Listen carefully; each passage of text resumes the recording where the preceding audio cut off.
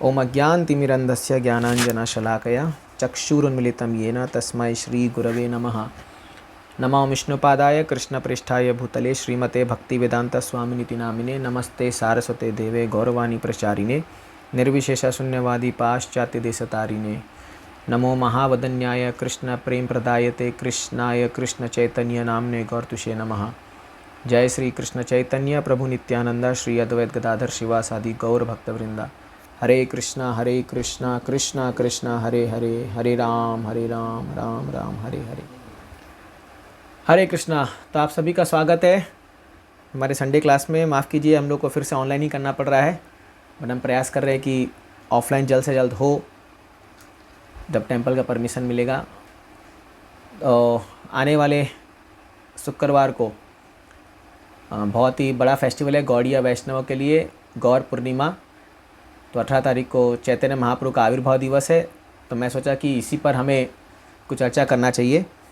तो चैतन्य चरितामृत में कृष्णदास कविराज गोस्वामी महाप्रभु के इस संसार में आविर्भाव होने के कुछ एक्सटर्नल रीज़न, मतलब बाह्य कारण बताते हैं, और कुछ अंतरंग इंटरनल रीजंस बताते हैं। तो आज हम एक्सटर्नल रीजंस देखेंगे, और मे बी नेक्स्ट वीक या कोई और ड्यूटी अगर कहेंगे या तो मौका मिलेगा तो हम ही इंटरनल रीज़न पर डिस्कस करेंगे। आज हम मेनली एक्सटर्नल रीज़न पर डिस्कस करेंगे। तो क्यों चैतन्य महाप्रभु आविर्भाव होते हैं और उनके कुछ बहुत ही सुंदर पास्ट टाइम। देखिए, यदि आप लोगों को भक्ति रस को जानना है, भक्ति की सीमा क्या है और भक्ति कैसे करनी है और भक्तों में क्या आदान प्रदान होते हैं, तो आपको एक ग्रंथ पढ़ना चाहिए, वो है चैतन्य चरितामृत। ये इतना सुंदर ग्रंथ है, इतना सुंदर है कि शायद भागवतम से भी ज़्यादा आनंद आपको इसमें मिलेगा, क्योंकि भागवतम में फिर भी थोड़ा फिलॉसफी, थोड़ा इसमें भी फिलॉसफी है, लेकिन जो डीलिंग्स है डिवोटीज़ के बीच में और चैतन्य महाप्रभु का जो आदान प्रदान है और जो भक्ति की भावना इसमें दी गई है, मैंने आज तक ऐसा कोई किताब नहीं पढ़ा और जिसमें इतना सुंदर बताया गया हो। पूरा प्योर नेक्टर है ये। तो शिला भक्ति सिद्धांत श्री ठाकुर, जो शिला प्रभुपाद जी के गुरु महाराज है, उन्होंने ये घोषणा की थी कि एक दिन आएगा जब दुनिया के लोग बंगाली लैंग्वेज को सीखेंगे केवल चैतन्य चरितामृत पढ़ने के लिए। और वो सही में हो रहा है। अभी लोग जो है पाश्चात्य देश से, अमेरिका से, रसिया से जो लोग आते हैं इंडिया, वो लोग बंगाली सीख रहे हैं इस ग्रंथ को पढ़ने के लिए। इतना सुंदर लिखा गया है। और इसको रचित किया था कृष्णदास कविराज गोस्वामी, जिनकी उम्र उस समय 95 ईयर्स थी, 95 साल के वो थे। और उस समय नित्यानंद प्रभु की कृपा से, उनकी आज्ञा पर वो वृंदावन आए और वृंदावन में उन्होंने ये किताब लिखी थी। इस किताब में चैतन्य महाप्रभु के ऐसे लीलाओं का वर्णन है जो इवन उन्होंने कहा है कि कभी व्यासदेव भी आने वाले युगों में ऐसा, या जो भी ग्रंथ उन्होंने लिखे हैं व्यासदेव ने, ऐसी लीलाओं न किसी ने देखी है, न कभी ऐसा देखने को मिलेगा जो उन्होंने वर्णन किया है कविराज गोस्वामी जी ने। तो इसलिए ये ग्रंथ हम गौड़िया वैष्णवों के लिए बहुत ही महत्वपूर्ण है। लेकिन इसको पढ़ने के पहले हमें भगवद गीता, भागवतम, जो बेसिक फिलॉसफी हमारी है, उनको हमें समझना चाहिए। इसलिए श्रील पापा जी कहते थे, भगवद गीता आध्यात्मिक ज्ञान का ABCD है, श्रीमद् भागवतम ग्रेजुएशन है, और चैतन्य चरितामृत पोस्ट ग्रेजुएशन है। तो जो लोग भागवतम पढ़ते हैं उनके बाद उनको चैतन्य चरितामृत पढ़ना चाहिए, तभी वो समझ पाएंगे कि क्या, क्योंकि बहुत गुह्य past time, even Radha Krishna के विषय में भी बहुत सारी ऐसे लीलाएं का वहाँ वर्णन है जो शायद अगर हम प्रॉपर फिलॉसफी नहीं जाने तो हम कंफ्यूज हो जाएंगे या हम भ्रमित हो जाएंगे। इसीलिए इसको प्रॉपर निर्देशन में ही पढ़ना चाहिए। लेकिन है ये प्योर नेक्टर, इसमें तो कोई डाउट नहीं है। तो इसीलिए आज इसी को हमारा आधार बनाते हुए मैं आपको कुछ भगवान की लीलाएं बताना चाहता हूँ। और ये 3 कारण जो उनके बाह्य कारण था उनके आविर्भाव का, वो आपको बताना चाहता हूँ। देखिए, जब कृष्ण इस संसार में आए, भगवान ने लीला किया और भगवान ने अपने अंतरंगा शक्ति को प्रकट करके, श्रीमती राधा रानी जो उनकी एक अंतरंगा शक्ति है, उनके साथ कई लीलाएं किए। ग्वाल बाल, गोप सखा, गोपियाँ, सब के साथ लीला का आस्वादन करके कृष्ण संसार से चले गए। अभी कृष्ण जब आए तो उन्होंने एडवर्टाइज़ किया कि मेरे साथ अगर तुम कोऑपरेट करते हो या तुम मेरे धाम में आते हो तो तुम्हें कैसे लीलाओं, कैसे तुम्हें आनंद मिल सकता है, कैसे तुम्हें लीलाओं का आस्वादन कर सकते हो, वो एडवर्टाइज़ किया। लेकिन जब कृष्ण यहाँ से अपने धाम चले गए तो वो सोचने लगे कृष्णा कि मैंने जाके धरती पर लीला तो किया, लेकिन मैंने बद्ध जीवात्माओं को ये नहीं सिखाया कि मेरी शुद्ध भक्ति करनी कैसे है। मैंने उनको व्रज भक्ति का वो भाव कैसे उत्पन्न करना वो सिखाया ही नहीं। मैंने तो खाली अपने लीला किया और जो लोग मेरे शुद्ध भक्त थे वो लोग उस लीला में पार्ट लिए, वो लोग उसके भाग बने और मैं सब पास्टाइम को वाइंड अप करके चला आया। लेकिन मैंने तो लोगों को सिखाया नहीं जो बद्ध जीवात्मा है, क्योंकि जो लोग भी कृष्ण की लीलाओं में भाग लेते हैं ये जान लीजिए वो सब मुक्त जीवात्मा है। कोई बद्ध जीवात्मा कृष्ण के लीलाओं में भाग नहीं ले सकता। वो सब लिबरेटेड सोल्स हैं या देवी देवता हैं जो उतर के आते हैं भगवान लीला में भाग लेने के लिए। तो ये बद्ध जीवात्मा का उद्धार कैसे होगा? इनको सिखाएगा कौन कि भक्ति कैसे करनी है, खास करके व्रज भक्ति कैसे करनी है और शुद्ध भक्ति कैसे करनी है, कौन सिखाएगा? ये तो मेरा ही काम है। तब चैतन्य महाप्रभु कृष्ण ने सोचा मैं स्वयं जाऊंगा वापस से धरती पर और मैं खुद ही अपनी भक्ति सिखाऊंगा लोगों को। मैं खुद अपनी भक्ति सिखाऊंगा, है ना। निज भक्ति करम, अभी हम लोग ये सचिव अष्टकम गाते हैं तो उसमें ये आता है कि चैतन्य महाप्रभु खुद की भक्ति कर रहे हैं। अभी बहुत ही आपको कम ऐसे इंसान मिलेंगे, कोई पागल ही होगा जो खुद की भक्ति करता होगा, है ना। आप अपना तस्वीर तो इसमें क्या बोलते हैं ऑल्टर में लगा के पूजा नहीं करते होगे, हाँ। अपना ही तस्वीर के सामने आप अगरबत्ती और ये घुमा रहे हो, बोल रहे हो कि ये तुम भगवान हो, पागलपन हो गए। तो कोई भी ऐसा करेगा तो लेकिन चैतन्य महाप्रभु खुद की भक्ति कर रहे हैं, बड़ा अजीब है ये। तो चैतन्य महाप्रभु जो आते हैं इस संसार पे वो कृष्णा स्वयं है, लेकिन निज भक्ति, खुद की भक्ति सिखाने के लिए कैसे कृष्ण से प्रेम किया जाए वो सिखाने के लिए कृष्ण चैतन्य महाप्रभु का रूप लेके आते हैं। तो इसीलिए अभी त्रियुगा, भगवान को त्रियुग कहा जाता है क्योंकि उनका शास्त्र में वर्णन है 3 अवतारों में। एक है सतयुग, त्रेता युग, द्वापर युग। जब गर्ग मुनि कृष्ण का नामकरण करने आए थे तो उन्होंने कहा ये जो आपका बालक है ये 3 कलर में आता है। उन्होंने क्या कहा? श्वेत, उन्होंने कहा वाइट, रक्त रेड और पीता गोल्डन मतलब येलो कलर में आता है। अभी देखिए 3 नाम ने लिया, लेकिन उस युग में कृष्णा कौन से कलर में आए थे? ब्लैक कलर में। तो उन्होंने कहा लेकिन आपका जो ये बालक है ये जो है ये ब्लैकिश क्लाउड, मेघ श्याम उस कलर में आया अभी उत्पन्न हुए हैं। इसका मतलब गर्ग मुनि ने वहाँ इनडायरेक्टली कह दिया था कि ये जो भगवान है ये पीता येलो कलर में भी आते हैं और वो और कोई नहीं श्री स्वयं चैतन्य महाप्रभु हैं। तो चैतन्य महाप्रभु के अवतरित का वर्णन कई शास्त्रों में दिया गया है ना। स्पेसिफिकली महाभारत और श्रीमद् भागवतम में। श्रीमद् भागवतम में तो 11वें स्कंद में जब निमि महाराज 9 नवयोगेंद्र से प्रश्न पूछते हैं कि हमें कृपया अवतारों के भगवान के अवतारों के बारे में बताइए, तब वहाँ पर ये श्लोक कोट करते हुए वो बताते हैं कृष्ण वर्णम तुषा अकृष्णम सांगो पांगास्त्र पार्षदम यज्ञ संकीर्तन प्राय यजंती ही सुमेधसा। ये बहुत फेमस श्लोक है और चैतन्य महाप्रभु का प्रूफ कि वो इस संसार में अवतरित होने वाले हैं ये बहुत बड़ा प्रमाण है श्रीमद् भागवतम से। हाँ, क्या है? कृष्ण वर्णम तुषा अकृष्णम, इसका 2 मतलब है। कृष्ण वर्णम, एक तो जो व्यक्ति के मुख से सदा कृष्ण का वर्णन चलते रहता है, always he is chanting Krishna's name, always 24 hours.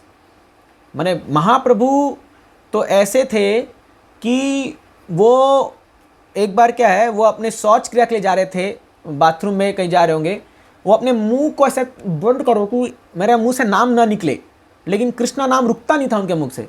हम लोग को ज़बरदस्ती बैठ के जब करना पड़ता है, भाई निकल जा, नाम निकल जा, कृष्ण है भगवान, नाम में रुचि नहीं है। लेकिन महाप्रभु का ऐसा था कि मुख से नाम रुकता नहीं था। तो उनका एक शिष्य थे गोपाल, तो उसने कहा महाप्रभु आप ये क्या कर रहे हैं? तो उन्होंने कहा देखो कृष्णा बहुत पवित्र है और मैं नहीं चाहता कि ऐसे कार्य करते वक्त जो है ये घृणित कार्य में जो है भगवान का नाम निकल जाए। ऑफकोर्स भगवान नाम दिव्य है। तो उस समय उस गोपाल ने कहा महाप्रभु ये आप क्या कर रहे हैं? अगर मान लीजिए हमें बाथरूम में ही अगर शौच करते वक्त हमारा प्राण छूट गया तो क्या होगा? तो क्या होगा, कई बार होता भी है, कई लोग जैसे आते हैं बाथरूम में फिसल के गिर गए, वो नल कहीं लग गया, ऐसा चोट लग गया, वहीं के वहीं धराशायी हो जाते हैं, वो होता है ऐसा, तब क्या होगा। चैतन्य महाप्रभु ने कहा, अरे गोपाल, तुम तो मेरे गुरु बन गए आज, क्योंकि तुमने तो बहुत सही बात करी, अगर मेरे प्राण छूट जाएंगे तो क्या होगा उस समय, क्योंकि मेरे मुख पे तो नाम नहीं रहेगा। तो इसलिए उस दिन से उसका नाम पड़ गया गोपाल गुरु, है ना। तो कृष्ण वर्णम, सदैव कृष्ण का नाम, सदैव दिन रात जो है अहरनिश कृष्ण का नाम लेने वाले, वो कृष्ण वर्णम। अभी कृष्ण वर्ण का अर्थ ये भी हो सकता है कि जो कृष्ण का शरीर लेके आए हैं, है ना, कृष्ण का शरीर लेके आए हैं। अब कृष्ण का शरीर तो काला है, इसके अगले ही वर्ड लाइन में क्या बोलते हैं, त्विषा अकृष्णम, उसकी जो त्वचा है, जो शरीर है, वो अकृष्ण, वो कृष्ण नहीं है। कृष्ण का मतलब ब्लैक भी होता है, संस्कृत में कृष्ण मद का शब्द का अर्थ होता है ब्लैक, काला, है ना, इसलिए कृष्ण पक्ष, शुक्ल पक्ष कहते हैं ना। तो कृष्ण पक्ष मतलब डार्क मून, जब जो है आपका मून जो है वेनिंग में जाता है, जब हमारे छिपते रहता है, तो उसको कृष्ण पक्ष कहते हैं। और शुक्ल पक्ष मतलब जब वो वैक्सिंग धीरे धीरे बढ़ता रहता है चंद्र, तो उसको वैक्सिंग कहते हैं, उसको शुक्ल पक्ष, शुक्ल मतलब धीरे धीरे उजाला हो रहा है। तो कृष्ण त्विषा अकृष्णम, वो कृष्ण उनका कलर नहीं है। अब नेक्स्ट क्या, सांगो पांगास्त्र पार्षदम, इस अवतार में भगवान का जो हथियार है, अस्त्र, वो क्या है, सांग, उपांग, पार्षदम, ये तीन चीज, उनके संग, उनके उपांग और उनके पार्षदगण, मतलब नित्यानंद प्रभु, अद्वैताचार्य, हरिदास ठाकुर, ये सब जो महान उनके भक्त हैं, ये उनके अस्त्र हैं, ये उनके हथियार हैं, ये उनके हथियार है। तो क्या क्या चीज़ के हथियार है वो हथियार है इस संसार के सभी जो इग्नोरेंस, जो कलमस है, उसको ख़त्म करने के लिए। इसका वर्णन आता है जब जगाई मधाई का उद्धार नित्यानंद प्रभु ने किया था। तो आपको लीला शायद ही पता होगी, फिर भी शॉर्ट में बता दे रहा हूँ। जगाई मधाई दो बहुत ही बड़े जो है पापी व्यक्ति थे। नित्यानंद प्रभु पर प्रहार किया था उन्होंने। नित्यानंद प्रभु बड़े दयालु थे। चैतन्य महाप्रभु ने कहा नित्यानंद प्रभु से, सुनो सुनो हरिदास, सुनो सुनो नित्यानंदा, घरे घरे जाओ, घर में जा जाकर के हरिनाम का प्रचार करो। तो नित्यानंद प्रभु जा रहे थे, इन्होंने दो पागल व्यक्ति को देखा, जगाई मधाई, पूरा ये लोग पी के फुल टूल एकदम पूरा पूरा फुल्ली जो है एकदम टॉप तक पूरा नशे में धूत एकदम। ऐसा कोई पाप नहीं था जो इन्होंने किया नहीं। इवन ऐसा वर्णन है कि यमराज में जो चित्रगुप्त है, जो सारे पाप का जो लेखा जोखा रखते हैं, वो उनका भी पूरा जो गठरा भर गया था। बोला कोई पाप बचा ही नहीं है इन लोगों के लिए करने के लिए, और इतना पाप किया था। तो नित्यानंद प्रभु ने सोचा अगर इन लोगों का मैं उद्धार कर दूंगा ना, तो चैतन्य महाप्रभु का नाम जो है वो बहुत दुनिया में फैल जाएगा कि ऐसे पापी लोगों का इन्होंने उद्धार किया। इसलिए पापी दापी जत छिलो, हरि नाम उद्धारिलो, तारा साक्षी जगाई मधाई। चैतन्य महाप्रभु एक ऐसे अवतार है जो पापी तापी, चाहे वो पापी हो चाहे वो तापी हो, तपस्या करने वाला हो, जत्ता छिलो, कोई भी हो, हरि नाम दे के उनका उद्धार किया। उसका साक्षी कौन है, जगाई मधाई। ये जगाई ने क्या किया, उसी जिस उस समय तो ऐसा बॉटल में पैक करके नहीं आता होगा बियर और ये सब, तो हंडिया बोलते हैं उसको, ये मिट्टी का बना रहता है, वो ऐसा भान टाइप था, उसी से लेकर के नित्यानंद प्रभु के सिर पे प्रहार कर दिया। तो उनके शरीर से खून निकलने लगा नित्यानंद प्रभु के। जैसी ये बात चैतन्य महाप्रभु को पता चली, तो महाप्रभु इतने ज़्यादा क्रोधित हो गए थे। हालांकि महाप्रभु ने कुछ सिखाया, त्रिनादपि सुनीचे ना तरोरपि सही सुना, लेकिन महाप्रभु वहाँ प्रकट हो गए सुदर्शन चक्र के साथ, और इनका तो पूरे रोंगटे खड़े हो गए। ये सारे जगह मध्य पूरा धत्ता काँपने लग गए। बोले अरे बाप रे बाप, क्योंकि सुदर्शन चक्र है भैया, उसमें 1 करोड़ सूरज के समान तेज होगा। वहाँ प्रकट हो गए। महाप्रभु बोले तुम्हारी हिम्मत कैसे होगी, तुमने नित्यानंद को छू दिया।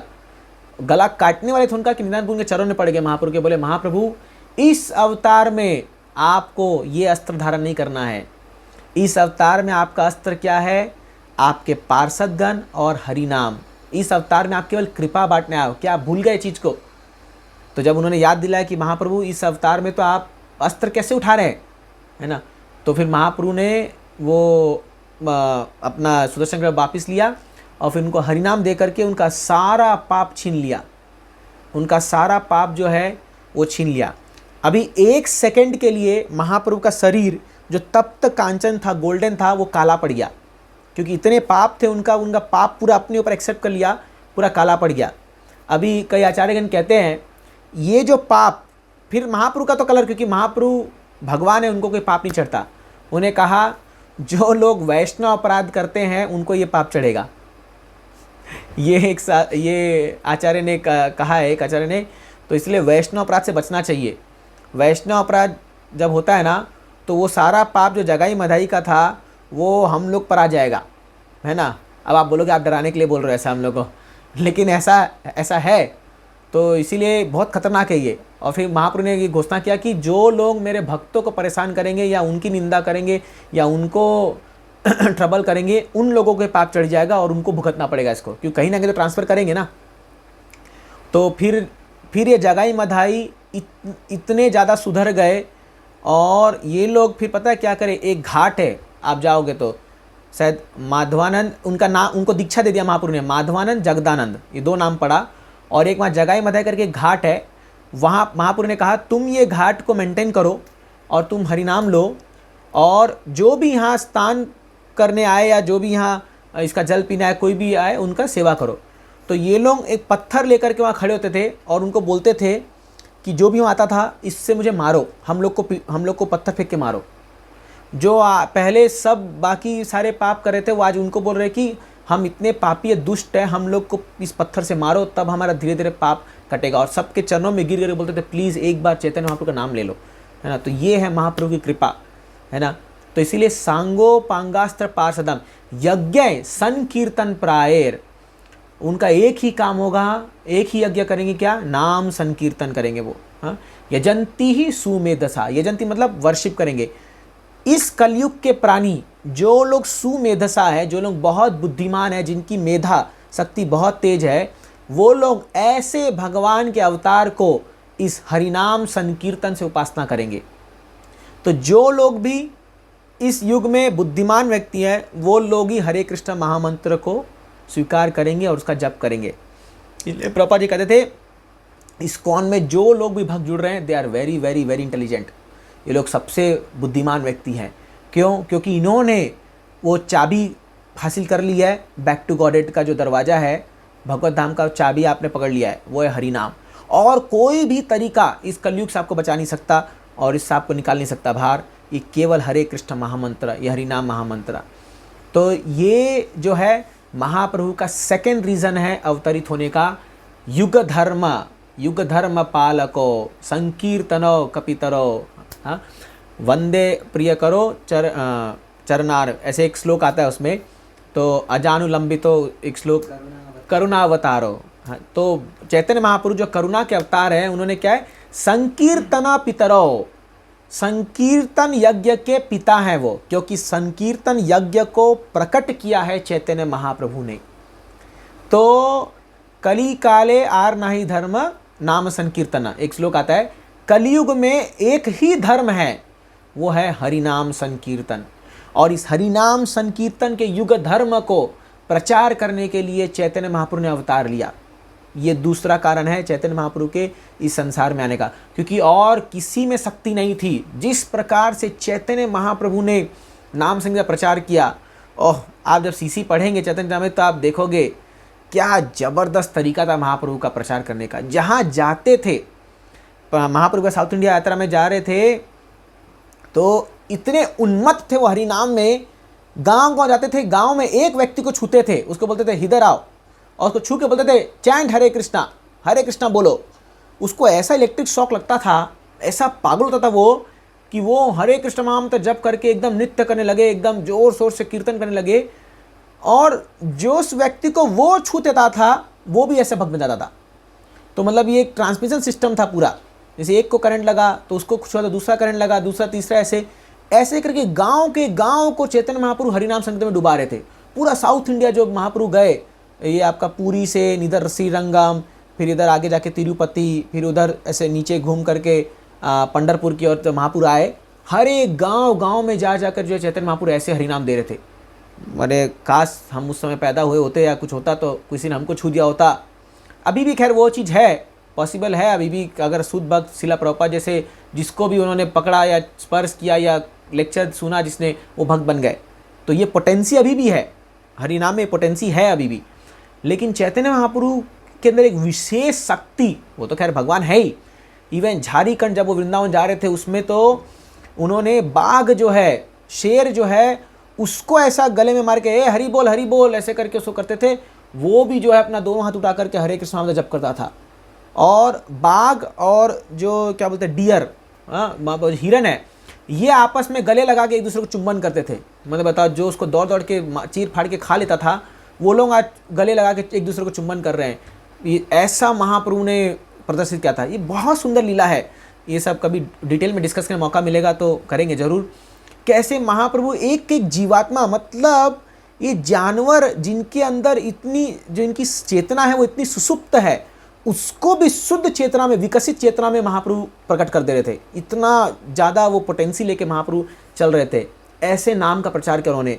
और जो कीर्तन महाप्रभु ने रथ यात्रा में दिखाया जगन्नाथपुरी में, ना भूतो ना भविष्यति, बाप रे क्या वर्णन है उसका। क्या डांस करते थे और ये लोग क्या कीर्तन करते थे हरि नाम में, ऐसे उन्मत्त होकर के। जो उस कीर्तन को देख लेता था एक बार चैतन्य महाप्रभु कीर्तन को, वो कृष्ण प्रेम प्राप्त कर लेता था, है ना। इसलिए ये नाम संकीर्तन है ना, प्रभुपाद जी ने कहते थे यदि कहीं पर नाम संकीर्तन चल रहा है और कोई व्यक्ति उसमें भाग भी नहीं ले रहा, केवल वो एप्रिशिएट कर दे कि वाह क्या कीर्तन है, वाह हरे कृष्णा वाले लोग गजब हैं, इतना तक भी अगर वो बोल देना तो भी उसको भक्ति प्राप्त हो सकती है। ये भी है। तो मैं अक्सर ये स्टोरी बताता हूँ। हमारे इस्कॉन में एक बहुत बड़े सन्यासी हैं और बहुत अच्छे डिवोटी हैं, परम पूज्य इंद्रद्युम्न स्वामी महाराज। तो एक बार वो अपनी कथा बता रहे थे कि वो कैसे भक्ति में आए। तो पहले वो ऑफिस में काम करते थे, तो जब भी अपने ऑफिस में आते थे सुबह, तो सुबह 9 बजे आते थे, वो देखते थे कुछ 5 भक्त लोग, उस समय उनको पता नहीं था ये लोग कौन है, तो धोती कुर्ता पहन करके, तिलक पहन के, शेवन हेड एकदम चमकते हुए 5 लोग जो है एक कोने पर, एक स्ट्रीट के कोने पर कीर्तन कर रहे हैं। सुबह 9 बजे वो देख रहे हैं। शाम को जब वो 5 बजे वापस आते थे, वही लोग कीर्तन कर रहे हैं अभी भी। ये बड़ा आश्चर्य लगा, अरे यार सुबह भी सेम लोग दिख रहे थे, अभी भी सेम लोग। ऐसा उन्होंने कंटिन्यूस 5 दिन देखा कि सैटरडे संडे शायद हॉलीडे होगा, तो मंडे टू फ्राइडे जॉब, तो 5 दिन उन्होंने देखा। उनको बड़ा क्यूरियोसिटी हुआ।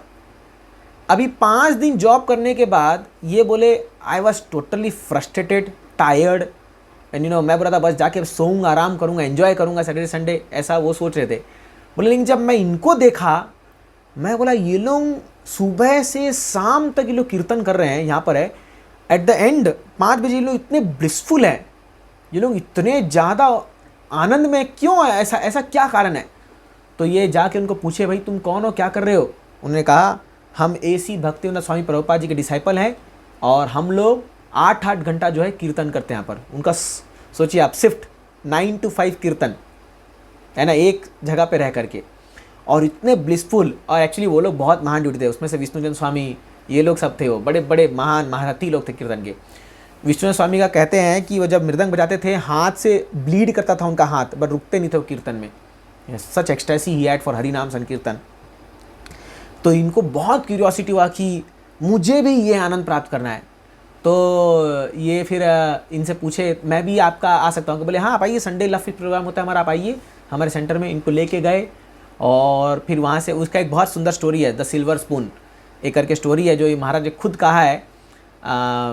एक्चुअली हमारे इस्कॉन में एक एक डिवोटी को आप पकड़ोगे तो उन सबकी एक एक स्टोरी है, सब पर एक एक किताब लिखी जा सकती है, इतना अच्छा उनका लाइफ रहा है। तो फिर जो है ये महाराज जो है इनसे जुड़ करके ऐसे भक्ति में जुड़े, फिर बाद में उन्होंने संन्यास लिया और आज इतना प्रचार कर रहे हैं जिसका कोई ठिकाना नहीं है। कहाँ पोलैंड में और अलग अलग जगह जा कर के बहुत बड़े स्केल में प्रचार कर रहे हैं।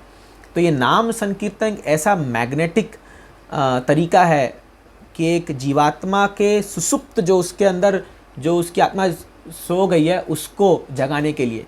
इसलिए भक्त ठाकुर क्या लिखते हैं, एने छी औषधि माया नासी बारो लागी, हरिनाम महामंत्र लो तुम्ही मागी, जीव जागो गौराचंद बोले, कोटा निद्रा जाओ माया पिशाची रकोले।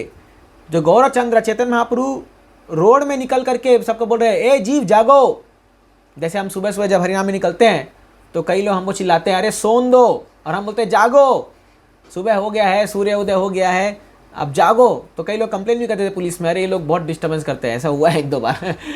तो क्या बोल रहे हैं, जीव जागो, ए जीव तुम माया के लैप में, माया के गोद में कब तक सोते रहोगे, जागो जागो, कोटा निद्रा जाओ माया पिशाचिर लागी, हरि नाम महामंत्र लो तुम्ही मागी।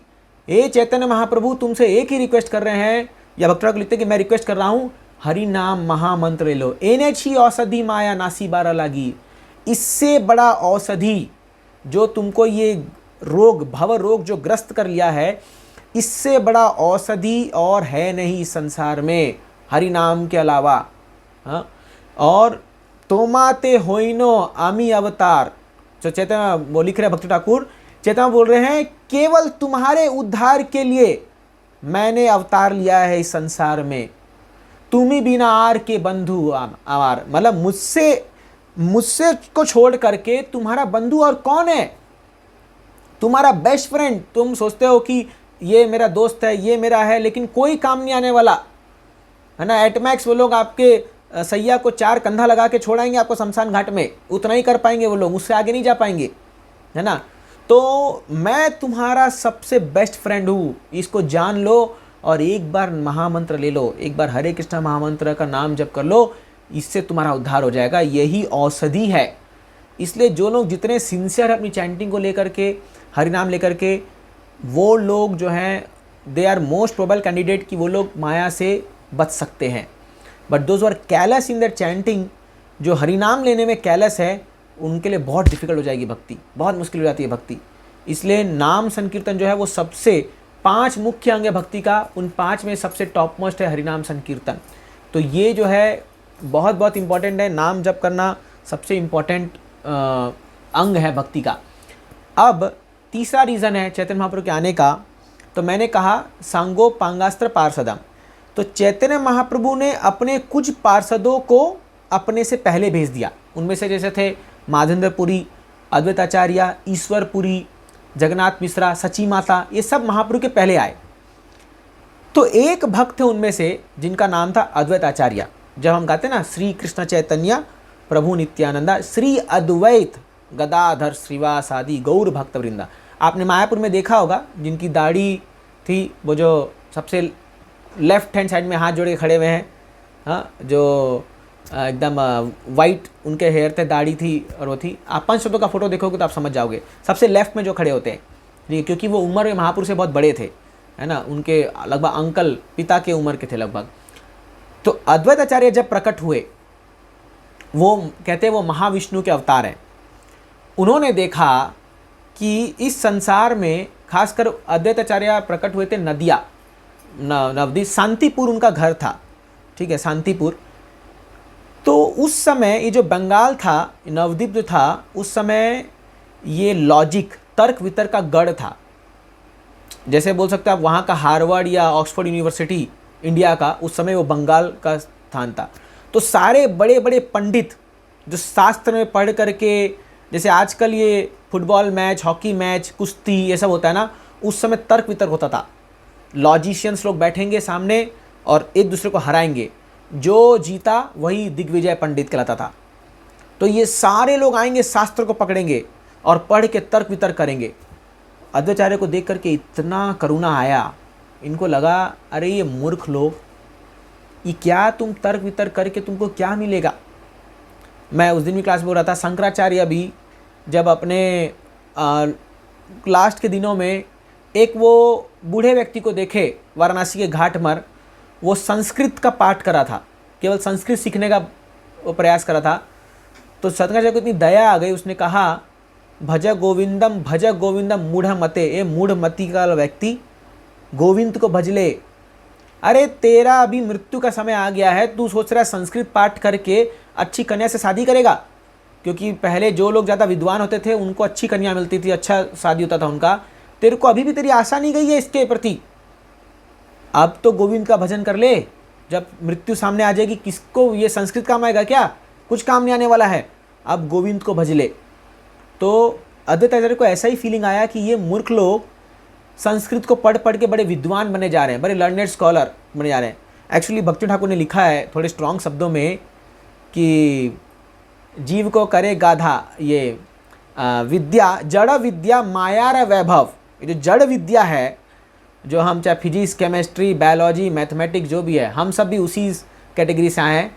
हम लोग सब बीटेक, एमटेक, पीएचडी सारा जो करके हैं, वो क्या लिखते हैं, जड़ विद्या मायार वैभव, ये माया का वैभव है। जीव को कौरिले गधा, ये जीव को गधा बना देती है। कैसे गधा बना देती है?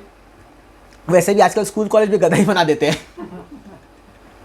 तो माया का काम नहीं है, स्कूल कॉलेज में जो वो लोग भी जो एजुकेशन पढ़ा रहे हैं वो गधा ही बन के निकलता है, क्योंकि कंपनी में जब इंटरव्यू जाता है तो बोलता है तुम गधे हो, कुछ नहीं आता, इसलिए वापस वो सिखाना पड़ता है उसको सारा चीज़ें।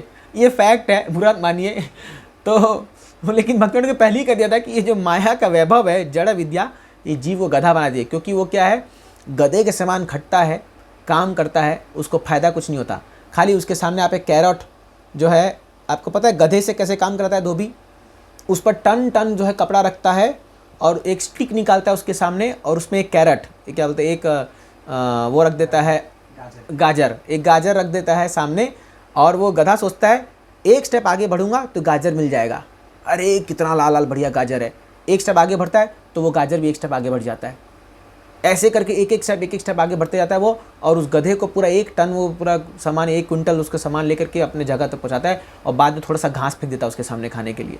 ऐसे ही संसार में दुनिया के लोगों के साथ ऐसा ही हो रहा है। तो अभी ये कर लेंगे, थोड़ा खुशी मिल जाएगा, अब पता चला वो खुशी और आगे बढ़ गई, थोड़ा सा चलो थोड़ा सा और कुछ कर लेते, और कुछ लेते, लास्ट में जा कर के देखते हैं जीवन खत्म हो गया, कुछ मिला ही नहीं।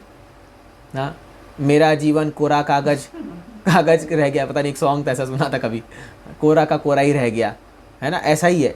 ये सच्चा, एक्चुअली ये फैक्ट है, क्योंकि हमारे आचार्यगण ये कह रहे हैं, ये सच्चाई है।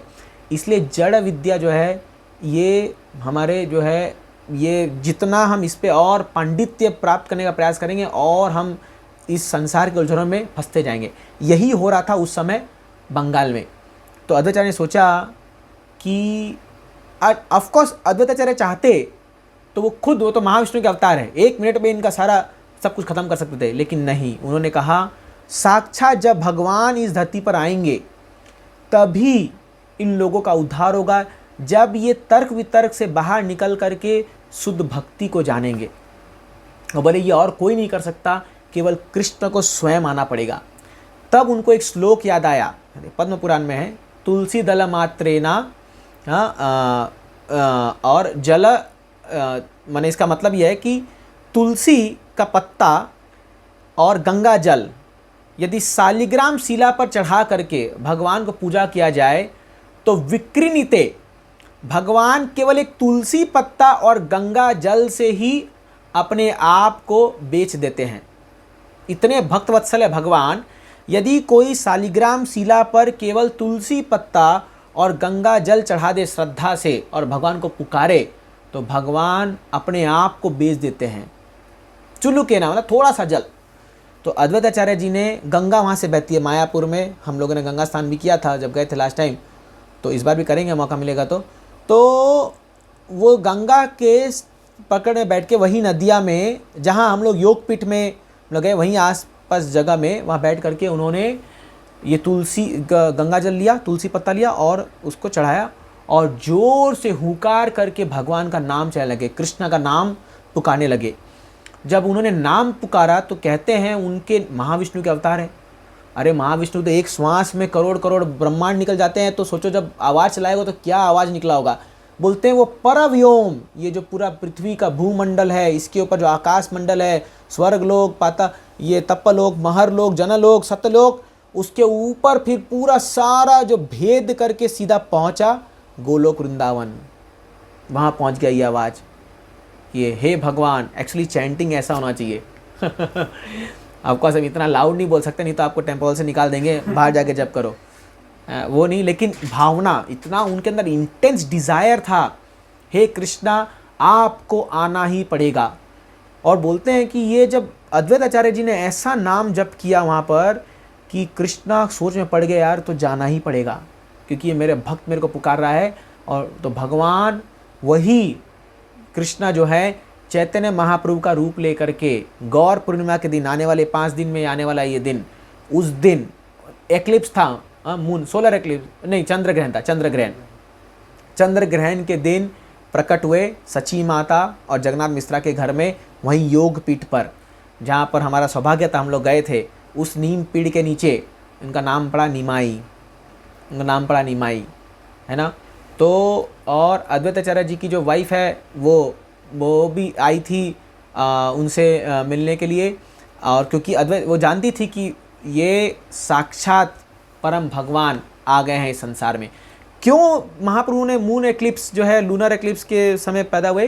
क्योंकि उस समय एक प्रथा थी कि जब ग्रहण होता है तो सब लोग संध्या के समय या भोर के समय जा कर के, संध्या के समय एक्चुअली महाप्रभु प्रकट हुए थे, वो लोग नदी में सब लोग भगवान का नाम लेते हैं, क्योंकि उसको अशुभ माना जाता है। वो घड़ी को अशुभ माना जाता है। तो हालांकि चंद्र ग्रहण लग रहा था, लेकिन एक और चंद्र वहां से प्रकट हो गया। कौन है? गौर चंद्र, है ना। तो एक चंद्र तो ग्रहण हो रहा था और एक चंद्र प्रकट हो गए गौर चंद्र। तो जब सब लोग हरि का नाम ले रहे थे उस गंगा में डुबकी लगा करके, उसके बीच में, हरि ध्वनि के बीच में पूरा संसार जब नाम जप करा था, चैतन्य महाप्रभु प्रकट हुए और नीम पेड़ के नीचे, और निमाई उनका नाम पड़ा, है ना। तो चैतन्य महाप्रभु जो है ये नमो महावदन्याय, रूप गोस्वामी ने पहली बार देखते हुए इन्होंने श्लोक गाया था, नमो महावदन्याय कृष्ण प्रेम प्रदायते कृष्णाय कृष्ण चैतन्य नामने गौर तुषे नमः। हे चैतन्य महाप्रभु, मैं आपके चरणों में सत सत कोटि वंदना करता हूँ। आप महावदन्याय हो। क्यों? क्योंकि आप जो है डिस्क्रिमिनेट नहीं करते हो किसी के बीच में। कृष्ण प्रेम प्रदायते, आप जिसको देखा आपने कृष्ण प्रेम दे दिया। मैंने आपको बताया, पापी दापी जत छिलो हरि नाम उद्धारी लो, है ना। एक बहुत और एक सुंदर सॉन्ग है, बहुत सारे वैष्णव सॉन्ग अभी मुझे याद आ रहे हैं, नित्यानंद प्रभु गाते थे ये, खोड़ा निताई खोड़ा निताई। उसमें वो कहते हैं, सूर भी कुंजेते नामे हाटे ते बिकाए, है ना। बोलते हैं चैतन्य महाप्रभु ने एक नाम हट खोल दिया है। एक्चुअली आप लोग नाम हट नाम सुना होगा। आप जब मायापुर भी जाओगे तो मायापुर में नाम हट बिल्डिंग भी है और कई सारे नाम हट है वहाँ पर। ये नाम हट क्या है? चैतन्य महाप्रभु ने नाम का दुकान खोल दिया है, हरि नाम का। तो श्रद्धा, उसका एक ही मूल्य चीज़ है, श्रद्धावान जन है। जिस किसी को भी श्रद्धा है, वो श्रद्धा के मूल्य पर आप महाप्रभु से नाम खरीद लोगे। अरे सोचो आप, कोई पैसा नहीं है वहाँ पर, इसमें कोई वो ये आपको नोट नहीं देना या ऑनलाइन ट्रांसफ़र नहीं करना या गूगल पे पेटीएम कुछ नहीं चलता। ओनली आपके मन में श्रद्धा होनी चाहिए। अगर किसी व्यक्ति का श्रद्धा है तो वो जो है इस नाम हट में जा करके वो इस हरि नाम को खरीद लेता है ना। और बहुत सुंदर बात नित्यानंद प्रभु कहते हैं कि अगर कोई व्यक्ति खुद तो नाम खरीद रहा है, लेकिन अगर अपने साथ वो 4-5 लोग को और लेके आ रहा है तो दस्तूरी लोई बो आमी पूर्ण हबे काम। अगर मान लीजिए आप खुद तो नाम जप कर रहे हो और आप जो है अपना तो जीवन उद्धार कर रहे हो, आप 4-5 लोग को प्रचार करके ला रहे हो, अरे चलो चलो चलो बहुत सुंदर जगह है, नाम हट खुला है, चलो। जैसे आप इस्कॉन मंदिर आप बोलते हैं, चल यार खारगर में एक बहुत सुंदर जगह है, इस्कॉन का नया केंद्र खुला है, चलो हम हरि नाम करेंगे, वहाँ संडे है, बढ़िया कीर्तन होगा शाम को, चलो। तो दस्तूरी मतलब पता है आपको क्या? कमीशन, है ना। आप होते एजेंट होते हैं ना, जो कि आपने एक का किया तो कमीशन मिलता है। वैसे ही अगर कोई व्यक्ति प्रचार करके 5-6 लोग को और ला के जोड़ता है ये हरि नाम में, तो चैतन्य महाप्रभु को कमीशन देते हैं, लो ये तुम्हारा कमीशन, क्योंकि तुमने और 5-6 जीवात्मा को लेके आया। That's why preaching is such a nice service. जो लोग प्रचार करते हैं ना, वो लोग को कमीशन जुड़ते जुड़ते इतना कमीशन हो जाता है उनके पास, वो करोड़पति बन जाते हैं, लखपति बन जाते हैं वो लोग। एक्चुअली ये फैक्ट है। इसलिए जो लोग प्रचार करते हैं ना, वो लोग चैतन्य महाप्रभु को अत्यधिक प्रिय हैं, बहुत प्रिय है वो लोगों को, क्योंकि वो लोग कई बद्ध जीवात्मा को जोड़ रहे हैं इस प्रचार, इस आंदोलन में, इस ये में। तो प्रभुपाद जी से एक बार प्रभुपाद जी ने एक डिसाइपल को नाम दिया जड़ानंद, मतलब इस संसार का भवानंद, जड़ानंद भी है वही ऑफकोर्स। उसने नाम दिया भवानंद, ऑफकोर्स भवानंद स्वामी जो हमारे मायापुर में। तो उन्होंने कहा, उन्होंने पूछा दीक्षा के बाद, प्रभुपाद भव में कोई आनंद है क्या? भवानंद दास मतलब इस संसार का जो आनंद है उसका दास। अभी आप ही तो कहते हो दुखालय में शाश्वतम है ये, कृष्ण ने कहा दुखालय में, और हम हमेशा कहते थे कोई दुख कोई सुख नहीं है संसार में, केवल दुख ही दुख है, कष्ट ही कष्ट है। तो ये भवानंद क्यों मैं आपको नाम दिया? भव में क्या आनंद है? प्रभुपाद जी ने कहा एक प्लेजर है यहाँ पर जो इवन स्पिरिचुअल वर्ल्ड में भी नहीं है, जो और कहीं नहीं है, वो इस भव में है। बोले क्या? प्रीचिंग का प्लेजर, प्रचार करने का प्लेजर है। तो जो यहाँ प्रचार का जो आनंद है वो आपको स्पिरिचुअल में नहीं मिलेगा। किसको प्रचार करोगे?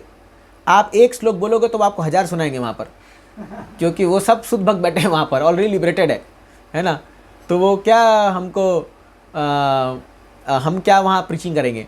लेकिन इस जगत में ये मौका है हमारे पास, हम प्रचार करके जब लोगों को जोड़ते जाएंगे तो हम और प्रिय होते जाएंगे चैतन्य महाप्रभु को। तो इसीलिए ये नाम हट जो है ये चैतन्य महाप्रभु ने खोला है। और महावदन्याय नाम कृष्ण प्रेम को बांट रहे, कृष्ण प्रेम पदाए थे, कृष्णाय कृष्ण चैतन्य नामने गौर तुषे नमा। आप स्वयं वही कृष्ण हो जो अभी कृष्ण चैतन्य के रूप में आप आए हो। और गौर तुषे, आपने अभी अपने शरीर को गौर पिघला हुआ सोना का आपने उसको रूप धारण कर लिया है उसका। हाँ, तुषे नमः, मैं आपके चरणों में सत सत प्रणाम करता हूँ। ये है चैतन्य महाप्रभु का अवतार। एक्चुअली प्रभुपाद जी ने राधा कृष्ण के विग्रह का तो स्थापना किया, लेकिन आप देखोगे जब पाश्चात्य जगत में प्रभुपाद जी गए तो उन्होंने बहुत सारे सेंटर्स में केवल गौर निताई को लेके आए, क्योंकि प्रभुपाद जानते थे कि इनकी कृपा के बिना उद्धार नहीं होगा। राधा कृष्ण वर्शिप करना थोड़ा स्टैंडर्ड चाहिए, उसमें थोड़ा सा मैंने बहुत नियम हम पालन करने पड़ते हैं, बट गौर निताई के लिए कुछ नहीं है। प्रभुपाद जी कहा केवल आप गौर निताई के विग्रह के सामने या फोटो के सामने हाथ ऊपर करके हरिनाम संकीर्तन कर दो, और कुछ नहीं चाहिए, और कुछ करने का दरकार नहीं है। नाम संकीर्तन से उनको भोग लग जाता है, उनको सब केवल इतना पोटेंसी, इतना मर्सीफुल है गौर निताई, बहुत ज़्यादा दयालु है। नित्यानंद चैतन्य महाप्रभु है ही, नित्यानंद तो और ज़्यादा मरो। नित्यानंद तो ये कहते हैं यदि एक बार गौर किसी ने कह दिया अपने मुख से, यदि किसी व्यक्ति ने एक बार गौरांग महाप्रभु का नाम ले लिया, मैं उसका दास बनने को तैयार हूँ। नित्यानंद ये कह रहे हैं, बताइए इतने हद तक गिरने को तैयार है। कई बार तो नित्यानंद जाते थे और दरवाज़ा खटखटाते थे लोगों का, और वो खोलता था तो बोलते कौन है, देखता था ज़मीन में लोटपोट हो रहे हैं नित्यानंद, और उसका पाँव पकड़ के बोलते एक बार तो गौर बोल दो, एक बार गौरांग महाप्रभु नाम बोल दो। ऐसे नित्यानंद करते थे, हरदास ठाकुर नित्यानंद। सोचिए आप क्या बोलोगे इनको ये है प्रचार का ये। एक्चुअली इसीलिए हम लोगों को इतना हम्बल बनना पड़ेगा, हाथ जोड़ जोड़ लोगों को बोलना पड़ेगा please chant Hare Krishna, please chant Hare Krishna. ये प्रभुपाद जी एक बार प्रभुपाद जी क्लास दे रहे थे, तो एक व्यक्ति आया जो पूरा पागल हो रखा था, एकदम बहुत डिस्टर्ब था। तो वो बोला I can't control my mind. Prabhupada ने उसको समझाया mind is this, I can't control, पागल तरह करने लग गया। प्रभुपाद जी ने हाथ जोड़ के बोला please chant Hare Krishna, there is no other way. पूरा एकदम ह्यूमिलिटी में आकर के प्रभुपाद ने कहा कि please chant Hare Krishna, there is no other way. और कोई तरीका ही नहीं है इस मन को शांत करने का या इस मन को प्योरीफाई करने का। तो ये हरि नाम चैतन्य महाप्रभु इस संसार में लेके आए। मैंने आपको 3 कारण बताए। पहले बताए कृष्णा ने सोचा कि शुद्ध भक्ति व्रज भाव कौन देगा इनको, तो इसीलिए वो अवतरित हुए। स्वयं श्री कृष्णा अपनी व्रज भक्ति खुद के माध्यम से सिखा रहे हैं, खुद की भक्ति करके सिखा रहे हैं कैसे भक्ति करनी है। हाँ, दूसरा जो है नाम संकीर्तन युग धर्म को प्रचार करने के लिए, और तीसरा उनके शुद्ध भक्त अद्वैत आचार्य उनके पार्षद जब उन्होंने पुकारा तब चैतन्य महाप्रभु यहाँ आए। अब देखिए महाप्रभु जब प्रकट हुए कई लीलाएं की उन्होंने, कई सुंदर सुंदर लीलाएं। एक्चुअली महाप्रभु की लीला बोलते जाएंगे तो कई घंटे लग जाएंगे, इसमें बहुत सारे एक पास टाइम है, बट मैं कुछ प्रमुख पास टाइम आपको बताना चाहता हूँ, थोड़ा खाली एक झलक देने के लिए कि कितना सुंदर महाप्रभु लीला करते थे। एक बार जब चैतन्य महाप्रभु, तो ऑफकोर्स महाप्रभु जब घर में जन्म हुए सची माता और ये जगन्नाथ मिश्रा के घर में, तो हर दिन जो है उनके घर में अजीब अजीब आवाज़ आने लगी जब महाप्रभु जन्म लिए। एक्चुअली क्या होता था, सारे देवता आते थे महाप्रभु का दर्शन करने के लिए, और वो लोग आके कीर्तन करते थे। तो ना कई बार रात को जो है ना जगन्नाथ मिश्रा सिंह उठ के देखते थे क्या चल रहा है, मतलब रात को ऐसा कीर्तन उनको सुनाई देता था, या अजीब आवाज़ है ना। तो और महाप्रभु जैसी जन्म लिए जोर जोर से रो रहे हैं है ना। लेकिन जैसे ही जो है ये सीता ठाकुरानी अद्वैताचार्य जी की वाइफ का नाम था, वो आकर के बोली अरे नाम जप करो, हरि नाम बोलो। जैसे लोग हरि हरि बोलते थे महाप्रभु चुप, तो सारी जो लेडीज़ थी वो आकर के जब तक हरि हरि बोल रहे हैं महाप्रभु शांत, जैसे ही बंद के रोना शुरू। तो केवल हरि, बचपन से हरि नाम ही से ही वासक थे चैतन्य महाप्रभु। एक बार क्या हुआ, एक ब्राह्मण आया उनके घर में दूर से ब्राह्मण आया था। तो ब्राह्मण जो है शालिग्राम शिला का उपासना करता था। घर में आकर के जगन्नाथ मिश्रा और इनको कहा कि मैं मेरा भोजन खुद पकाऊंगा और शालिग्राम को भोजन लेकर मैं ऑफ़र करके मैं खा लूँगा। तो उसने क्या किया, आकर के बैठा, नसान वान करके आया, बढ़िया से खाना वाना पकाया और जो है वो शालिग्राम शिला के सामने उनको रखा, फिर अपना गायत्री किया, हाँ, नमो ब्रह्मणे देवाय गो ब्राह्मणिताय च, ऐसे करके मंत्र उंत्र पढ़ के भगवान को भोग ऑफर किया। और जस्ट ऐसा मंत्र पढ़ ही रहे थे भोग का, उधर से महाप्रभु आए और उसका थाली में से खा लिए। ये चिल्लाया हाय हाय, ऐसा चिल्लाया। ये लिखा हुआ है चैतन्य में, मैंने एक्चुअली इस पर ड्रामा भी किया था इसलिए मेरे को याद है सर डायलॉग्स भी। तो ये चिल्लाता है अरे ये क्या हो गया, अनर्थ हो गया, अनर्थ हो गया, भगवान को भोग लगाने से पहले इस बालक ने जो है आके झूठा कर दिया मेरा थाली, अब मैं नहीं खा सकता इसको। तो जगन्नाथ साहब बोले माफ़ कर दीजिए, ये छोटा बालक है, आप महाप्रभु 1 साल के रहे होंगे, 1-2 साल के, माफ़ कर दीजिए ये छोटा बालक है, हाँ प्लीज़ आप बुरा मानिए, हम आपके लिए कुकिंग कर देते हैं। बोला नहीं नहीं नहीं, मैं ऐसा नहीं करूँगा, मुझे फिर से कुकिंग करना पड़ेगा। तो फिर से वो पूरा ब्राह्मण जो है जाके कुकिंग किया, सब पूरा साफ़ सुथरा करके कुकिंग करके लाया, फिर बैठा, फिर वही ऑफरिंग करने लगा, गायत्री मंत्र पढ़ने लगा। फिर यही जो है महाप्रभु आए, निमाई आया, ऐसे करे खा लिया। ये देखा, वही हाय हाय करे चिल्लाया जोर से, बोला अरे इस बालक को कोई पकड़ेगा भी, कोई समझाएगा भी, ये बार बार जो है झूठा कर दे रहा है, भगवान भोग नहीं खाए है, उसके पहले ये खा ले रहा है। ठीक है, ऐसा अगर 3-4 बार हो गया तो जगन्नाथ मिश्रा जो बोले, बहुत ज़्यादा गुस्सा आ गया उनको, छड़ी लेकर के आए, निमाई को पीटने को तैयार हो गए, है ना।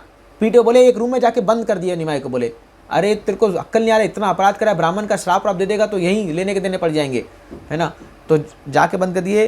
फिर जब ये ऑफर किया, जब ये मंत्र बोलने लगा, नमो ब्रह्मणे देवाय गो ब्राह्मणिताय च, हे भगवान आके मेरा भोग स्वीकार करो, ये लो। निमाई आए और निमाई खाने वाले थे, ये खोल के देखे तो मैंने कहा अरे भाई ब्राह्मण देव, मेरी क्या गलती है, तुम ही तो बार बार बोल रहे हो भगवान इसको आकर के भोग खाओ, भोग लो, तुम ही मुझे आमंत्रण कर रहे हो बार बार, मैं क्या अपने से आ रहा हूँ क्या, तुम मंत्र इतना अच्छा बोल रहे हो और तुम ब्राह्मण हो, तुम्हारे आग्रह आके मैं खा रहा हूँ। ये बोला क्या बोल रहे हैं। फिर भगवान ने इसको नारायण का रूप दिखाया, बोले जिसकी तुम उपासना कर रहे हो मैं ही हूँ। ये तो पूरा मूर्छित होकर के वैसे गिर गया, बोला अरे बाप रे कितना बड़ा अपराध हो गया मेरे से, मुझे माफ़ कीजिए भगवान, ये तो आप साक्षात हो। फिर भगवान ने इसको कहा ये बात किसी को कहना मत, क्योंकि तुम शुद्ध ब्राह्मण हो, अब चुपचाप से इस गांव से चले जाओ, यदि किसी को बताया तो तुम दोबारा संसार में दिखोगे नहीं। ऐसा महाप्रभु उनको डरा देते हैं पूरा, किसी को बोलना मत, लेकिन मैं ही स्वयं वो भगवान उतर के आया हूँ। तो ब्राह्मण को सबसे पहले महाप्रभु ने रिवील किया था कि मैं स्वयं भगवान हूँ। और एक्चुअली जब भी चैतन्य महाप्रभु, फिर महाप्रभु खैर बड़े हुए, उनका वो पढ़ाई वढ़ाई करने लगे, और महाप्रभु खैर वो तो भगवान है लेकिन बहुत ज़्यादा बुद्धिमान थे। तो मैंने आपको बताया उस बंगाल में उस समय तर्क वितर्क का चल रहा था। तो एक बड़ा सुंदर लीला है ये। एक बार केशव कश्मीरी नाम का एक बड़ा दिग्विजय पंडित, वो अपने आप को जहाँ जाता था, इस गांव में जो सबसे बड़ा स्कॉलर है उसको मेरे सामने लाओ और बैठाओ, हम तर्क वितर्क करेंगे। और उसको हरा हरा करके उससे साइन लेता था और ये बोलता था मैं दिग्विजय पंडित हूँ, मुझे कोई जीत नहीं सकता इस संसार में। तो वो नदिया में आने वाला था, उसका आगमन नदिया में होना था, ओपन चैलेंज था, कोई भी आ जाओ सामने वाद विवाद के लिए। तो सारे ब्राह्मणों को पता चल गया, सारे जो वहाँ के पंडित लोग थे पता चल गया, बोले अरे बाप रे, अभी ये कौन आ गया, ये तो वर्ल्ड चैम्पियन आ गया, अभी कौन इसके सामने टिकेगा, है ना।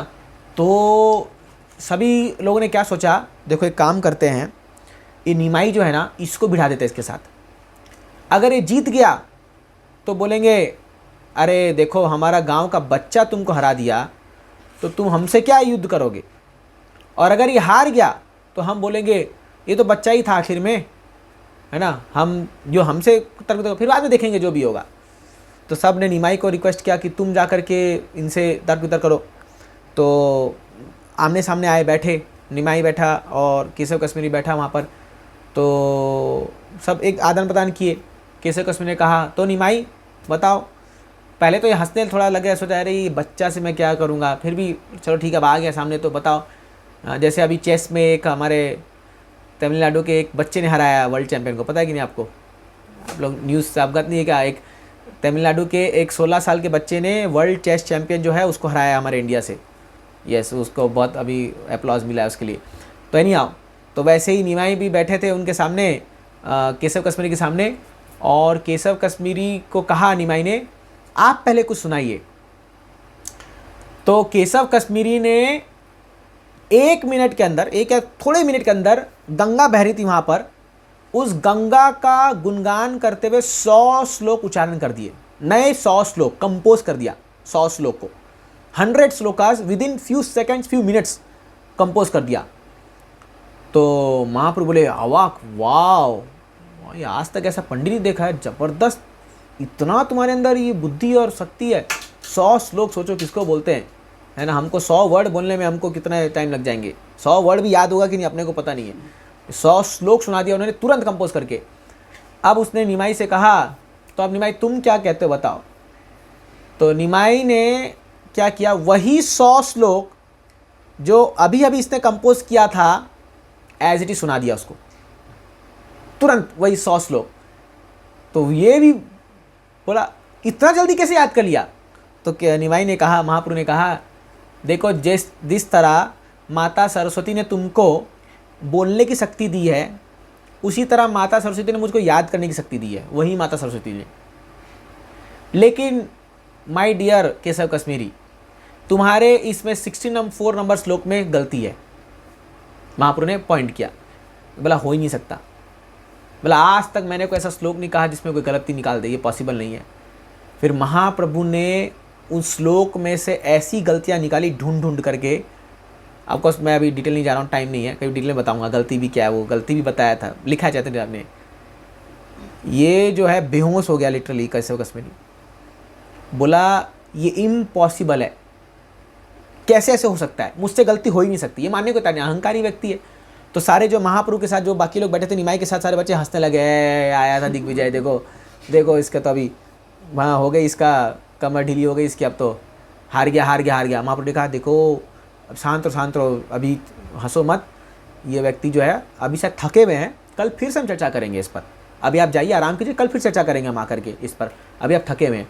क्योंकि महाप्रभु जानते थे जो व्यक्ति बहुत अहंकारी होता है ना, यदि उसका अपमान हो जाए ना, उसका अहंकार टूटे तो वो आत्महत्या कर लेता है, वो फिर वो सहन नहीं कर पाएगा। तो महाप्रभु ने उसको भेजा, निमाई ने, आप कल जाके आइए।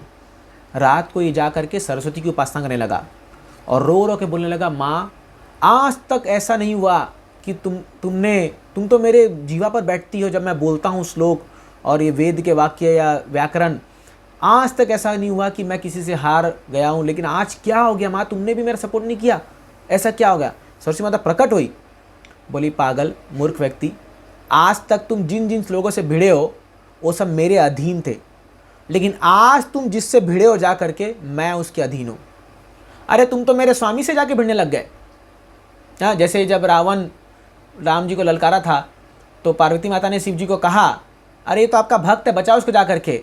बोले इस मूर्ख को कौन समझाए, ये तो आज मेरे ही स्वामी से जाके भिड़ने लग गया, इसको तो कोई नहीं बचा सकता, संसार को बचा नहीं सकता। तो जब सरस्वती माता ने ये कहा, वही केशव कश्मीरी नेक्स्ट दिन आकर के चैतन्य महाप्रभु जब बैठे आमने सामने, चरणों में पड़ गया, बोला मुझसे बहुत बड़ी गलती हो गई, मैं आपको आज स्वीकार करता हूँ कि आप तो परम भगवान हैं, मैं आपके सामने क्या हूँ। तो महाप्रभु ने उसका घमंड तोड़ा। अब जैसे ही महाप्रभु ने उसका घमंड तोड़ा तो बात फैल गई, अरे ये बड़ा विद्वान व्यक्ति आ गया, ये आ गया। तो महाप्रभु ने अपना पाठशाला ही खोल दिया निमाई ने, वहाँ लोगों को व्याकरण सिखाने का। और आपको पता है निमाई का व्याकरण सिखाने का क्या तरीका था, हर एक लाइन में कृष्णा का नाम लाते थे, जो भी सिखाते थे कृष्णा का नाम, जो भी चीज़ कृष्ण। इवन हमारे जीव गोस्वामी ने एक व्याकरण लिखी है जिसका नाम है कृष्ण, आई थिंक कृष्णामृत व्याकरण ऐसा करके नाम है। हर एक जो चीज़ वो सिखाते हैं उसमें कृष्णा का नाम है। बड़ा ही अमेजिंग चीज़ है ये, इंटरेस्टिंग है। मैंने तो पढ़ा नहीं है वो, मैंने सुना है इसके बारे में, ऐसा उन्होंने व्याकरण लिखा था। तो जब महाप्रभु अपनी ऐसे पाठशाला खोल दिए तो कई लोग आके पढ़ने लगे। एक बार क्या हुआ, महाप्रभु बोलते बोलते गोपियों का नाम स्मरण करने लगे और गोपियों का नाम स्मरण करते करते महाप्रभु जो भाव में चले गए, वो निमाई उस समय। तो किसी ने कह दिया उसने कि अरे पागल क्या गोपियों का नाम लेता है, ऐसे करके उनका उपहास कर दिया निमाई का। तब निमाई उस समय क्या इतना गुस्सा हो गया, थोड़े बड़े हो गए थे चैतन्य महाप्रभु उस समय, वो डंडा लेके उसके पीछे भागे मारने के लिए उसको। बोले तू पता भी है तुझे क्यों क्या बोल रहा है, उपहास कर रहा है। फिर उन्हें सोचा अब समय आ गया है मुझे संन्यास लेने का। 24 साल उनकी उम्र थी उस समय, 24। और महाप्रभु ने वो एक इंसिडेंस हुआ जिसपे महाप्रभु ने सोचा कि ये लोग मेरे असली रूप को जाने नहीं हैं और ये लोग मुझे प्रॉपर सम्मान नहीं दे रहे हैं, इसलिए जब मैं संन्यास लूँगा तब ये लोग मेरा सम्मान करेंगे। ऑफकोर्स उसके पहले ही महाप्रभु जो है वो ईश्वरपुरी से दीक्षा ले चुके थे, और ईश्वरपुर से दीक्षा लेने के बाद जब से वो आए थे नदिया, तब से और उनका मन ये सब में नहीं लगता था। वो केवल नाम संकीर्तन, केवल नाम कीर्तन, पागलों की तरह श्रीवास आंगन में नाम कीर्तन करते रहते थे, नाम संकीर्तन। फिर महाप्रभु ने संन्यास लिया, 24 साल में उनका संन्यास हुआ। उसके बाद वो संन्यास लेने के बाद उनकी सुंदर पत्नी थी लक्ष्मी, पहले तो विष्णुप्रिया, लक्ष्मी प्रिया, फिर विष्णुप्रिया उनकी पत्नी है, वो साक्षात लक्ष्मी देवी थी। और उनकी माता सची माता, की जगन्नाथ मिश्रा जी का देहांत हो चुका था। तो दो, हालांकि घर में बूढ़ी माँ है, पत्नी है, लेकिन जग कल्याण के लिए दोनों को छोड़ करके महाप्रभु ने 24 साल की उम्र में संन्यास लिया।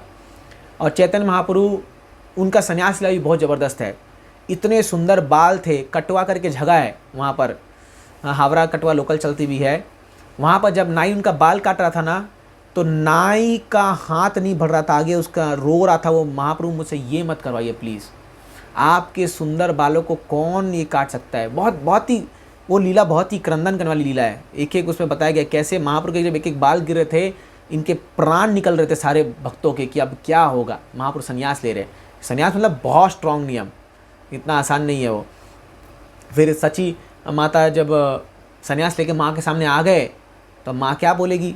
तो माँ ने कहा, बेटा अब तू तो ले लिया। तो महाप्रभु उस समय क्या एक्टिंग कर रहे हैं, माँ मैं तो पागल हूँ, जो जोश में मैंने संन्यास ले लिया, हाँ, लेकिन अब मैं क्या करूँ, अब तुम ही बताओ मैं क्या करूँ, तुम जो बोलोगी वो मैं करूँगा। क्योंकि माँ तो मानने को तैयार नहीं है। माँ बोली, बेटा अब तो ये कुल की बात आ गई है, अब तू वापस से अगर गृहस्थ में आएगा तो दुनिया हम पर ही थूकेगी। तो बट एक बात मान लो कि तुम पुरी में रह जाओ, क्योंकि बंगाल से पुरी जो है थोड़ा पास है रिलेटिवली, तुम और के मत जाओ, पुरी में चल जाओ, और ताकि मैं बीच में तुम आओ या मैं तुम्हें जाके भोजन बना के खिलाते रहो। महाप्रभु ने कहा, माँ तुम चिंता मत करो, जिस भी दिन जब भी तुम भोजन बनाओगी और भोजन रखोगी, केवल मुझे याद करना, मैं कसम खाता हूँ कि मैं तुम्हारे हाथों से आके खाऊंगा। इसीलिए चैतन्य महाप्रभु 3 स्थान ऐसा है जहाँ पर सदैव भोजन करते हैं, सदैव, आज मैंने जहाँ पर भी वो कुकिंग होती है वो खाते हैं। एक है सची माता, एक है आपका रघुनाथ आई थिंक भट्ट गोस्वामी, एक है, ऐसे 3 स्थान है, राघव पंडित, ऐसा 3 स्थान ऐसा है कि उनकी कुकिंग महाप्रभु कभी नहीं छोड़ते। वो जहाँ वो भोजन बनेगा वो खाएंगे आकर के, पता नहीं अब कैसे विस्तार करते होंगे अपने आप को, 3 रूप में जाके वो खाते हैं। और लेकिन महाप्रभु चले गए पुरी से महाप्रभु 6 साल साउथ इंडिया यात्रा में निकले, वहाँ से पुरी से श्रीरंगम, फिर रामानंद राय का बहुत सुंदर संवाद है, बहुत ही ब्यूटीफुल पास्ट टाइम है ये साउथ इंडियन जो टूर है। कभी एक अलग से सेक्शन लेंगे साउथ इंडिया टूर पर। वो लेकर के पंढरपुर आए, पंढरपुर में महाप्रभु इधर तुकाराम महाराज अपना विट्ठल जी के सामने ज़बरदस्त ना संकीर्तन किए, 11 दिन बिताए पंढरपुर में। तो महाप्रभु ने 18 साल बिताए पूरी में, फिर 5 महीना श्रीरंगम में, उसके बाद 11 दिन पंढरपुर में, बाकी हर जगह 1-1, 2-2 दिन बिताते थे महाप्रभु, ऐसा उनका रूटीन था। 18 साल जो उन्होंने लास्ट के पूरी में बिताए हैं, वहाँ जो उन्होंने प्रेम की लीला जो प्रकट की है वो तो और भी ज़्यादा मतलब इंटेंस है, बहुत ज़्यादा इंटेंस है। चैतन्य महाप्रभु ने ऐसे से विकार शरीर में दिखाए कर करके कि जो हम लोगों के लिए कल्पना करना भी बहुत मुश्किल है। कभी कभी महाप्रभु भाव में आकर के इतने अपने अंगों को अंदर लेते थे कि वो पंपकिन के समान गड़ जाते थे, पूरा एक पंपकिन लिटरली फुटबॉल के समान बन जाते थे महाप्रभु। और कभी कभी जब वो आवेश में आते थे तो उनके हाथ जो है, ये जो सारी हड्डियां हैं ना, जो जॉइंट्स है, वो खुल करके 1-1 फीट लंबे हो जाते थे उनके हाथ। ऐसे लीला महाप्रभु करके दिखाए हैं, और जो जिसका वर्णन अंत्य लीला में है चैतन्य में, आप पढ़ भी नहीं पाएंगे उसको, इतना इंटेंस है वो लीला, वो सब डर जाएंगे कि बाप रे ये कैसा क्या हो रहा है ये। तो एक्चुअली महाप्रभु ने बहुत इंटेंस सेपरेशन दिखाया है, इसीलिए वो ये लिखते हैं शिक्षाष्टकम, आखिरी जो चैतन्य चरितामृत का जो आखिरी चैप्टर है वो है शिक्षाष्टकम प्रेयर। उसका आखिरी श्लोक क्या है, आश्लिष्य वा पादरताम पिनस्तु माम आदर्श नाम मर्महताम करोतु वा यथा तथा वा विदधातु लंपटो मत प्राण नाथस्तु सैव नापरा। हे भगवान, चाहे मुझे चाहो तो आलिंगन कर लो आकर के, या चाहे तो मुझे आप धुतकार दो, मुझे आप छोड़ दो, मुझे आप त्याग दो, लेकिन कुछ भी हो जाए मेरे प्राणनाथ तो आप ही रहोगे। कृष्णा, ये एक्चुअली ये प्रयोजन, ये प्रेम का पराकाष्ठा की ये प्रार्थना है, राधा रानी का ये प्रार्थना है कि भगवान मैं आपके बिना हमारा कोई जीवन नहीं है। है ना। तो शुद्ध भक्ति की पराकाष्ठा गोपियों ने दिखाई है, और इसीलिए चैतन्य महाप्रभु ने हमें सिखाया, रम्या काचित उपासना व्रज वर्गदु वर्गेन या कल्पिता। जो उपासना गोपियों ने, व्रजवधुओं ने करके दिखाई है कृष्णा की, ऐसी वर्षी कोई और नहीं कर सकता। इसलिए महाप्रभु ने कहा, न हम विप्रो न च नरपति न शूद्रो न वैश्यो गोपी च भर्तु पदकमलो दास दास दास दासानुदास। मैं गोपी के भर्तु जो कृष्ण है उनके दासों के दासों के दासों के दास, 7 बार ऐसा बोला, दास दास दास दास, मैं दास हूँ। चैतन्य महाप्रभु ने कहा, ये मेरा डिजिग्नेशन है, ये मेरी उपाधि है। हाँ, मैं कोई बड़ा, मैं ना सन्यासी हूँ, ना मैं क्षत्रिया हूँ, ना मैं वानप्रस्थ हूँ, ना मैं गृहस्था हूँ, मैं कोई नहीं।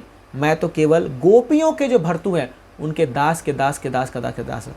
तो एक्चुअली ऐसे कई सारे महाप्रभु लीला है, रथ यात्रा पास टाइम, रामायण संवाद, सौरभ भट्टाचार्य का उद्धार, और ऐसे कई है। तो कभी हम चैतन्य का पूरा सीरीज़ लेंगे, तब एक एक लीला को बहुत डीप में जा करके इसको हम आस्वादन करेंगे, ताकि हमारी भक्ति और आगे बढ़े। तो अभी तो समय हो गया है, और ये आज एक्सटर्नल रीज़न पे हमने चर्चा किया। अगर नेक्स्ट वीक में मौका मिला, ऐसा हुआ, तो हम इंटरनल रीज़न पे चर्चा करेंगे, और जो महाप्रभु के अंदरूनी कारण क्या था, वो क्यों इस संसार में अवतरित किए।